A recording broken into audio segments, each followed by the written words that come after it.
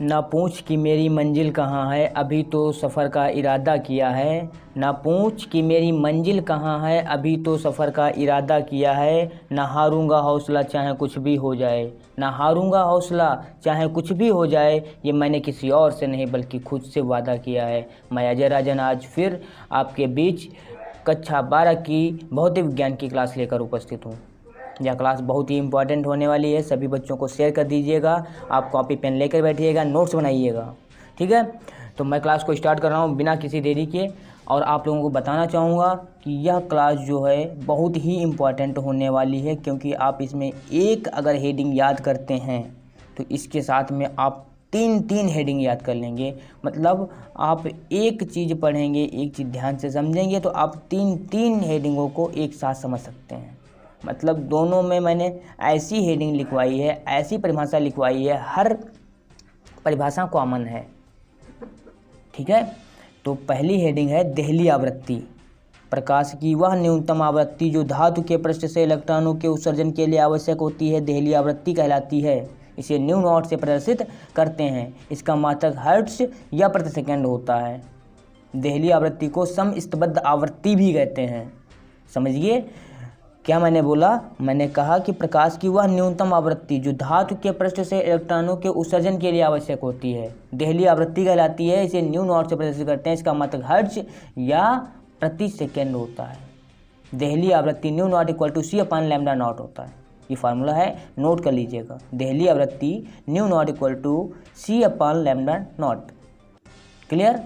अब देखिए देहली आवृत्ति से मिलती जुलती परिभाषा मैंने देहली तरंगदैर्घ्य की भी बना रखी है। वो मैंने क्या लिखी है, देखिए देहली तरंगदैर्घ्य की परिभाषा। देहली तरंगदैर्घ्य को भी समस्तबद्ध तरंगदैर्घ्य भी कहते हैं। जैसे उसको समस्तबद्ध आवृत्ति कहते थे, वैसे सेम इसको भी कहते हैं। परिभाषा क्या है, प्रकाश की अधिकतम तरंगदैर्घ्य, उसमें न्यूनतम था, इसमें अधिकतम है, इतना ही अंतर है, ठीक है। तो प्रकाश की अधिकतम तरंगदैर्घ्य जो धातु के पृष्ठ से इलेक्ट्रॉन के उत्सर्जन के लिए आवश्यक होती है, देहली तरंगदैर्घ्य कहलाती है। इसे लैम्डा नॉट से प्रदर्शित करते हैं। समझ गए होंगे आप कि दोनों ही परिभाषाएं एक दूसरे से मिलती जुलती हैं। देखिएगा पहली परिभाषा क्या थी, देहली आवृत्ति की परिभाषा थी कि प्रकाश की वह न्यूनतम आवृत्ति जो धातु के पृष्ठ से इलेक्ट्रॉन के उत्सर्जन के लिए आवश्यक होती है, देहली आवृत्ति कहलाती है। इसे न्यू नॉट से प्रदर्शित करते हैं। और देहली तरंगदैर्घ्य की परिभाषा क्या है, देहली तरंगदैर्घ्य की भी परिभाषा है प्रकाश की अधिकतम तरंगदैर्घ्य जो धातु के पृष्ठ से इलेक्ट्रॉनों के उत्सर्जन के लिए आवश्यक होती है, देहली तरंगदैर्घ्य कहलाती है। इसे लैम्डा नॉट से प्रदर्शित करते हैं।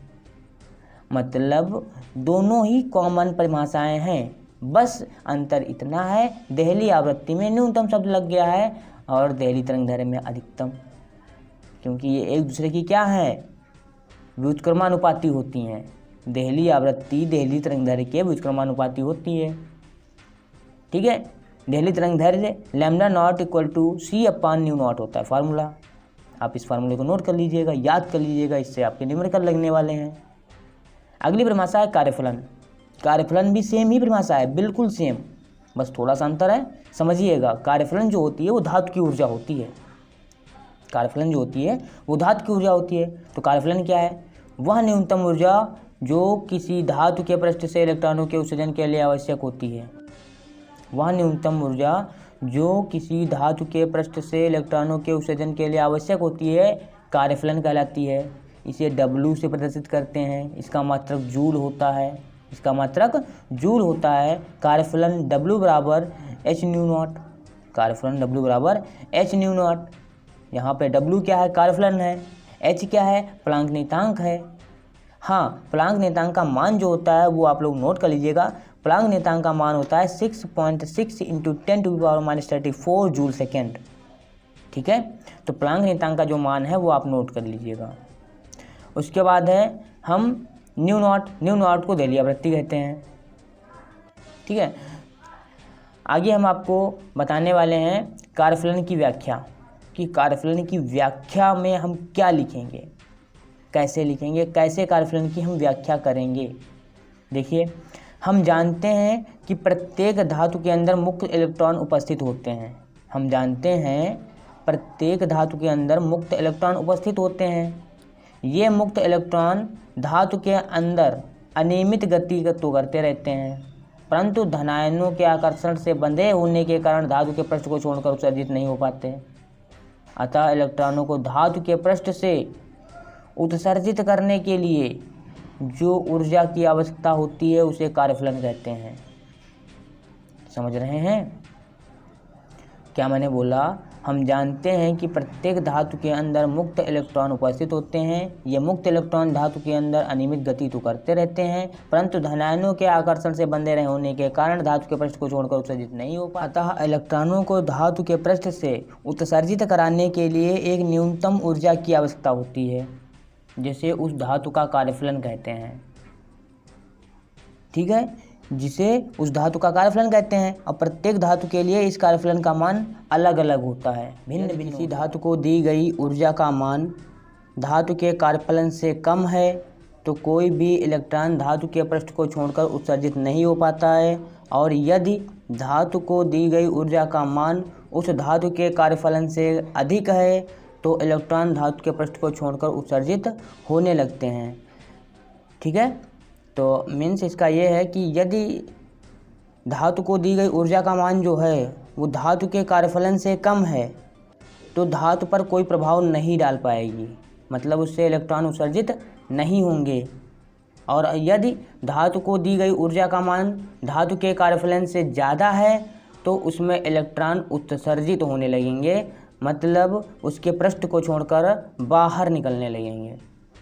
ठीक है, अगली हेडिंग है, ये इसका चित्र है। बताया गया है कि कोई धातु है, उसका कार्यफलन जो है वो W है। इस पर जब उच्च आवृत्ति का प्रकाश डाला जाता है तो उसका जो ऊर्जा का मान होता है वो कार्यफलन से अधिक होता है, तब इलेक्ट्रॉन उत्सर्जित होने लगते हैं। ठीक है, नेक्स्ट हेडिंग है प्लांक का क्वांटम मॉडल। तो वैज्ञानिक मैक्स प्लांक जो हुए थे उनके अनुसार जो है क्वांटम मॉडल एक प्रस्तुत किया गया, जिसमें उन्होंने बताया, क्या बताया कि प्रकाश जो है वो ऊर्जा के छोटे छोटे बंडलों या पैकेटों के रूप में चलता है। ठीक है, तो वैज्ञानिक मैक्स प्लांक के अनुसार प्रकाश ऊर्जा के छोटे छोटे बंडलों या पैकेटों के रूप में चलता है, जिन्हें फोटान या क्वांटा कहते हैं। जिन्हें फोटान या क्वांटा कहते हैं। ये फोटान या क्वांटा किसी प्रकाश स्रोत से लगातार ना आकर साविराम आते हैं, मतलब ये लगातार नहीं आते हैं, रुक रुक के साविराम आते हैं। प्रत्येक फोटान या क्वांटा की ऊर्जा नियत होती है। प्रत्येक फोटान या क्वांटा की जो ऊर्जा होती है वो नियत होती है, मतलब एक कांस्टेंट वैल्यू होती है, जैसे hν, 2hν, 3hν इस रूप में होती है। ठीक है, तो और इसमें बताया गया है कि और यह ऊर्जा hν या इसके पूर्ण गुणज के रूप में होती है। ठीक है, जैसे हमने अभी एग्जांपल में बताया था कि hν हो सकती है या फिर 2hν हो सकती है, 3hν हो सकती है, 4hν हो सकती है, इस प्रकार से होती है। ठीक है, इसके बीच की कोई भी ऊर्जा कभी भी संभव नहीं होती है। इसके बीच की कोई भी ऊर्जा कभी भी संभव नहीं होती है। ठीक है, ये सब बताया गया है कि ये एक पूर्ण गुणज के रूप में होती है। ठीक है, तो प्रत्येक फोटान या क्वांटा की ऊर्जा जो होती है वो E बराबर होती है hν, 2hν, 3hν। ठीक है, इसी प्रकार से इन्फिनिटी तक जो भी है पूर्ण गुणज के रूप में होगी। यहाँ h जो है वो प्लांक नियतांक है। प्लांक नियतांक का मान 6.6 × 10⁻34 जूल सेकेंड होता है, और न्यू प्रकाश की आवृत्ति है। ठीक है, आज के लिए इतना ही, फिर मिलेंगे नेक्स्ट पार्ट में, तब तक के लिए जय हिंद।